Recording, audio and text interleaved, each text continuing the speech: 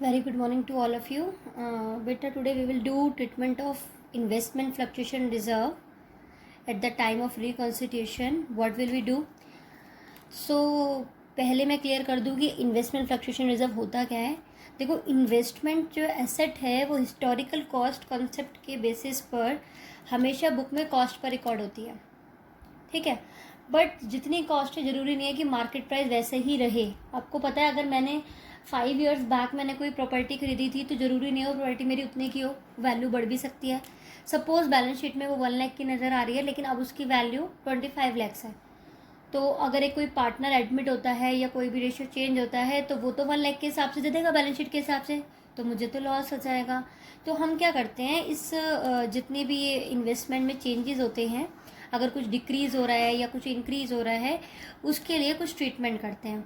Investment fluctuation reserve का simple meaning क्या है, अगर फ्लक्चुएशंस आती हैं और फ्लक्चुएशन नेगेटिव आती हैं, लाइक कॉस्ट नज़र आ रही है 1 लाख, वैल्यू हो गई 70,000 या 80,000, तो जो 20,000 की कमी है वो कहाँ से लेनी है, वो इस गुल्लक से लेनी है. और इस गुल्लक का नाम क्या है, इन्वेस्टमेंट फ्लक्चुएशन रिजर्व. ये मैंने गुल्लक बना दिया है. मेरी इन्वेस्टमेंट की वैल्यू कम होगी, इन्वेस्टमेंट की वैल्यू कम होगी तो एसेट तो कम होगी ही होगी. एसेट कम करोगे, डुअल एस्पेक्ट कहता है कि दूसरी भी कोई चीज़ कम करो, तो वो पैसा कहाँ से लूँगी, मैं इस गुल्लक में से ले लूँगी. इसका नाम है इन्वेस्टमेंट फ्लक्चुएशन रिजर्व, राइट. मान लो जो इन्वेस्टमेंट की वैल्यू में कमी आई, वो आई मेरी 10,000, 12,000, वॉट एवर द अमाउंट. अगर वो इस गुल्लक से कम आई तो गुल्लक में से इन्वेस्टमेंट को पैसे दे देंगे, बचे हुए पार्टनर्स में डिस्ट्रीब्यूट कर देंगे. लेकिन अगर मेरे पास जो कमी हुई वो ज़्यादा हुई और गुल्लक में पैसे कम थे, सपोज कि मार्केट वैल्यू इन्वेस्टमेंट की हो गई है, कम हो गई है 30,000 से, लेकिन मेरे पास जो गुल्लक में पैसे वो 20,000 है, फिर मैं क्या करूँगी बेटा, मुझे 10,000 लेने पड़ेंगे रीवैल्यूएशन अकाउंट से, जो कि WCR में मैंने आपको बताया था. तो इसके मैंने डिफरेंट केस लिए हैं, बहुत ध्यान से समझना. मैंने एक एग्जाम्पल लेके समझा रही हूँ आपको. यहाँ पर मैंने बैलेंस शीट में इन्वेस्टमेंट की वैल्यू ली है 1 lakh rupees, investment fluctuation reserve लिया है 20,000 rupees. There are 2 partners A and B, ratio 1:1. In first case I have taken market value of investment is 1 lakh. In second case I have taken market value of investment is 80,000, then 70,000, and then 1,20,000. I have taken the 4 case. And first is in market value of investment is 1 lakh.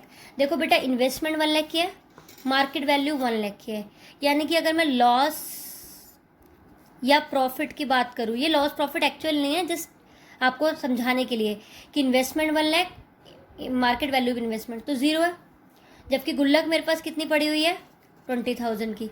तो कुछ investment को तो देना ही नहीं है, सीधा गुल्लक बच गई. गुल्लक क्या करेंगे, हम डिस्ट्रीब्यूट कर देंगे ओल्ड पार्टनर में.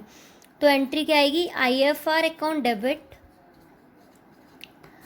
To A's capital to B's capital. ये मैंने क्या किया, गुल्लक को ख़त्म किया. गुल्लक मेरी क्या थी, क्रेडिट होती है, ख़त्म होगी तो डेबिट होगी, और ये 2 पार्टनर को मिलेगी तो उनकी कैपिटल बढ़ जाएगी. इन 20,000 को मैंने क्या कर दिया, डिस्ट्रीब्यूट कर दिया 1:1 के रेशियो में. 1:1 क्यों, क्योंकि ओल्ड पार्टनर का ओल्ड रेशियो मैंने यही लिया था, अदरवाइज 5:3, 2:1 कुछ भी हो सकता है. फर्स्ट केस क्लियर है ना, इसमें प्रॉफिट था ना लॉस था, मतलब इन्वेस्टमेंट की वैल्यू इंक्रीज भी नहीं हुई थी और डिक्रीज भी नहीं हुई थी. सेकंड केस लेते हैं बेटा, जब मार्केट वैल्यू इन्वेस्टमेंट के 80,000, यानी कि अगर एक रफली बात करूं, मैं नोशनल लॉस की बात करूं, तो मेरा लॉस कितने का हो रहा है, 1 लाख माइनस 80,000. मतलब कि वैल्यू जो डिक्रीज हो रही है मेरी, वो कितनी हो रही है, वो हो रही है 20,000. मेरे गुल्लक में कितने हैं 20,000, तो कोई प्रॉब्लम ही नहीं है भाई, गुल्लक तोड़ो और इन्वेस्टमेंट को दे दो. तो एंट्री क्या होगी, IFR अकाउंट डेबिट, गुल्लक तोड़ी मैंने 20,000 की और इन्वेस्टमेंट भी कम कर दी 20,000 से, टू इन्वेस्टमेंट. देखो, एसेट डिक्रीज हुई तो क्रेडिट हुई, एसेट इंक्रीज होती है तो क्या होता है, डेबिट होता है. यहाँ पर एसेट क्या हुई है हमारी, डिक्रीज हुई, डिक्रीज एसेट कर दी, लेकिन डिक्रीज करने के लिए दूसरा कहाँ से डेबिट लाऊं, तो मैंने क्या किया, अपनी गुल्लक तोड़ी और को डेबिट कर दिया 20,000. जितने पैसे थे उतने इन्वेस्टमेंट में चले गए, ना पार्टनर को कुछ लाना पड़ा ना कुछ पार्टनर से लिया. Next is very important case when the market value of investment is 70,000. जो मेरा लॉस है, यानी कि जो डिक्रीज हुई है वैल्यू, वो मेरी ज़्यादा है मेरे रिजर्व से. मतलब मेरी गुल्लक में तो 20,000 रुपये है, जबकि मेरा लॉस कितने का हुआ है 30,000 रुपये. तो पहले मैं गुल्लक तोड़ूंगी, क्या करूंगी, IFR डेबिट. बेटा जब कोई भी गुल्लक टूटती है ना, रिजर्व कोई भी कम होते हैं, तो वो लायबिलिटी है, लायबिलिटी कम होती है तो वो हमारी डेबिट हो जाती है। IFR डेबिट कर दिया 20,000 से टू इन्वेस्टमेंट, जबकि इन्वेस्टमेंट कितने से कम करनी है मुझे, 70 आ गया तो 30,000 से करनी है। अब बाकी बेटा 10,000 रुपीज़ कहाँ से लूँ, तो WCR में भी मैंने आपको बताया 10,000 कहाँ से लेने होते हैं, रीवैल्यूएशन से। तो revaluation account debit 10,000, debit side में कोई भी डिफरेंस है तो पैसे कहाँ से लेने हैं, पैसे लेने होते हैं रीवैल्यूएशन से। ठीक, गुल्लक में कुछ बचता है तो पार्टनर में डिस्ट्रीब्यूट करना है। रीवैल्यूएशन डेबिट हुआ फर्स्ट एंट्री, और रीवैल्यूएशन डेबिट हुआ है तो मैंने पहले ही बताया इसको आपको खत्म भी करना पड़ेगा, इसको क्रेडिट करना पड़ेगा। तो एंट्री क्या आ जाएगी, A is capital debit, B is capital account debit to revaluation account. इस 10,000 को आप डिस्ट्रीब्यूट कर दोगे इक्वल रेशियो में, दैट मीन्स ओल्ड रेशियो में।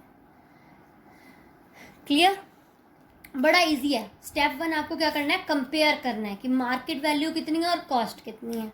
स्टेप 2 क्या करना है, स्टेप 2 आपको जो डिफरेंस आया है उसको कंपेयर करना है गुल्लक से। भाई डिफरेंस आया 20,000 का, गुल्लक में 20,000 है, कोई प्रॉब्लम नहीं। डिफरेंस आया 0 का और गुल्लक 20,000 के, तोड़ो पार्टनर में बांट दो।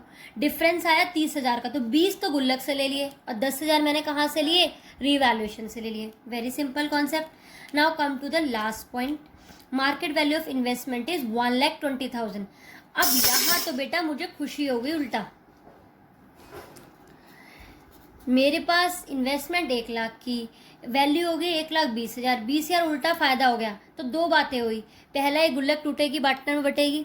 तो एंट्री कर देती हूँ, IFR अकाउंट डेबिट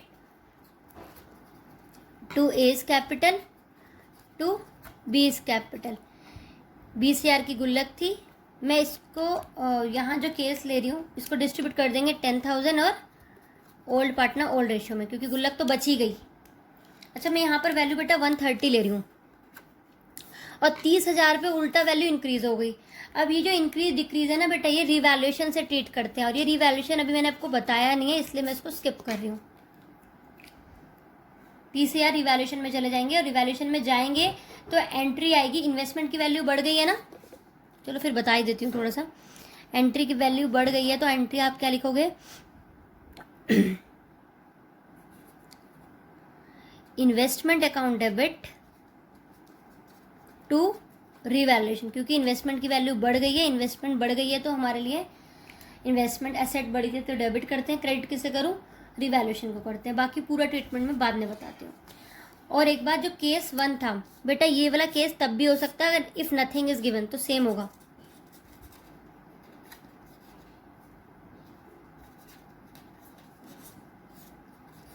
अगर मुझे कुछ गिवन नहीं भी है तब भी मुझे बेटा यही करना है कि मैंने क्या माननी है कि इन्वेस्टमेंट की वैल्यू कॉस्ट के इक्वल है, तो आपको सिर्फ गुल्लक तोड़नी है और पार्टनर में डिस्ट्रीब्यूट करनी है।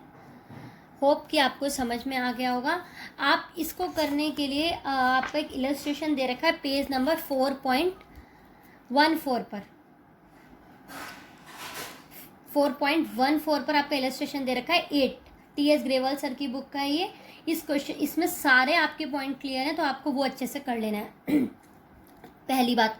दूसरी बात बेटा, ये जो मैं बार बार पार्टनर में डिस्ट्रीब्यूट कर रही हूँ, कोई भी चीज़ पार्टनर में डिस्ट्रीब्यूट होती है, कोई भी गेन्स डिस्ट्रीब्यूट होते हैं तो पार्टनर की कैपिटल बढ़ जाती है, इसलिए क्रेडिट होती है। और तीसरी बात बेटा, यहाँ पर ओल्ड पार्टनर ओल्ड रेशियो है, इक्वल नहीं है। इक्वल तो मैंने ओल्ड लिया था इसलिए डिस्ट्रीब्यूट किया है, कुछ नहीं गिवन तो we have to take equal, otherwise question में आपको देखना है कि रेशियो क्या गिवन है, राइट। ओल्ड पार्टनर यहाँ मैंने 2 लिए हैं, 3 भी हो सकते हैं, 4 भी हो सकते हैं। Okay, so goodbye. Do illustration 4.14 for this concept and question number 16. So you will get to know ki how it is to be done and what are the entries related to it. Thank you so much beta.